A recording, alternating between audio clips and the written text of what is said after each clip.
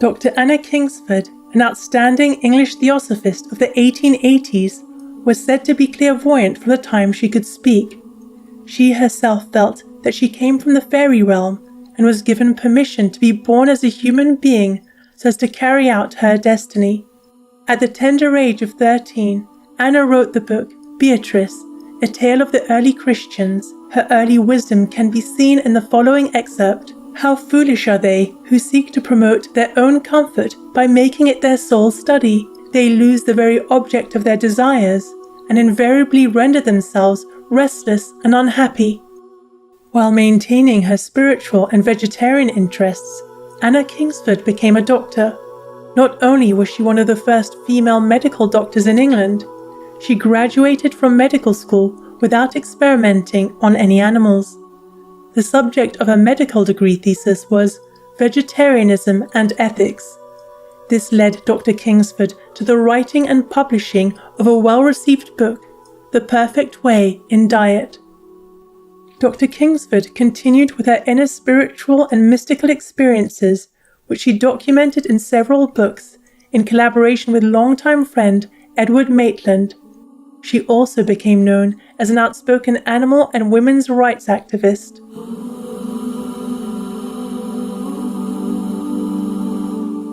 We now share with you selections from the book The Perfect Way, or The Finding of Christ. This book merges Christianity and the theosophical tradition, a system of fundamental truths and wisdom in which all religions may abide so that humans can progress along the path to perfection. According to Dr. Anna Kingsford, this perfection is exemplified by Christ, which everyone is capable of discovering and joining within.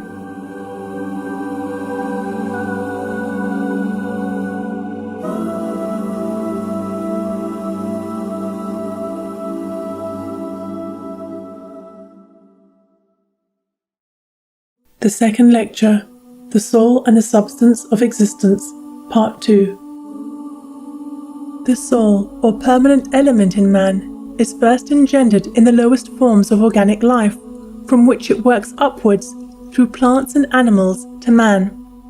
Its earliest manifestation is in the ethereal or fluidic material called the astral body, and it is not something added to that body, but it is generated in it by the polarization of the elements. Once generated, it enters into and passes through many bodies and continues to do so until finally perfected or finally dissipated and lost.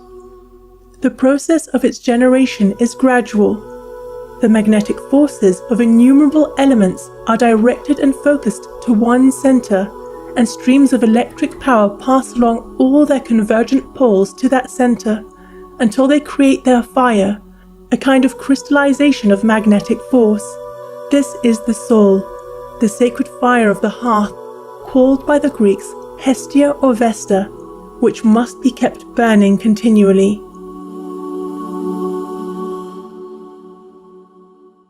The astral and fluidic body, its immediate matrix, called also the perisoul, and the material or fixed body put forth by this, may fall away and disappear, but the soul, once begotten and made an individual, is immortal until its own perverse will extinguishes it, for the fire of the soul must be kept alive by the divine breath if it is to endure forever.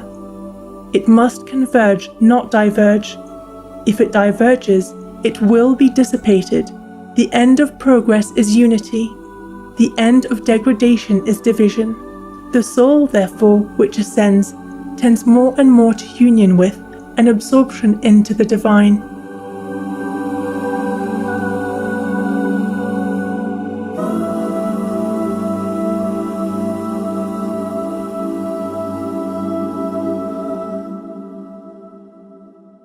The clearest understanding may be obtained of the soul by defining it as the divine idea. Before anything can exist outwardly and materially, the idea of it must subsist in the divine mind. The soul, therefore, may be understood to be divine and everlasting in its nature, but it does not act directly upon matter. It is put forth by the divine mind, but the body is put forth by the astral or fiery body. As spirit on the celestial plane, is the parent of the soul, so fire on the material plane begets the body. The plane on which the celestials and creatures touch each other is the astral plane.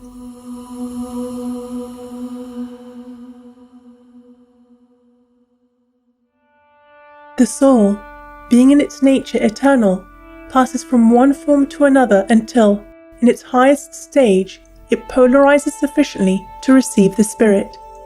It is in all organized things. Nothing of an organic nature exists without a soul.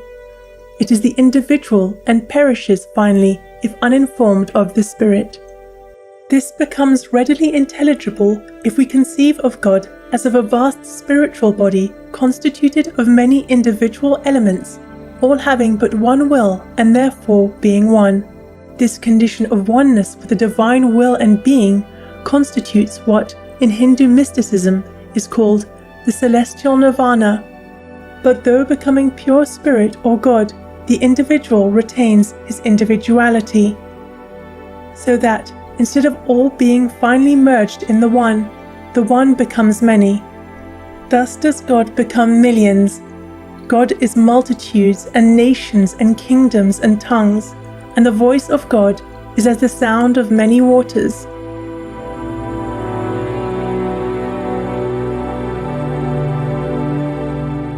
The celestial substance is continually individualizing itself, that it may build itself up into one perfect individual. Thus is the circle of life accomplished, and thus its ends meet the one with the other. But the degraded soul, on the other hand, must be conceived of as dividing more and more, until at length it is scattered into many, and ceases to be as an individual, becoming, as it were, split, and broken up, and dispersed into many pieces. This is the nirvana of annihilation. The planet must not be looked upon as something apart from its offspring. It also is a person, fourfold in nature, and having 4 orders of offspring, of which orders man alone comprises the whole.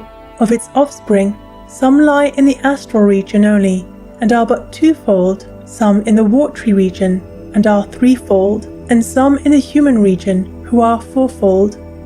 The metallic and gaseous envelope of the planet are its body and perisoul. The organic region comprises its soul, and the human region its spirit, or divine part.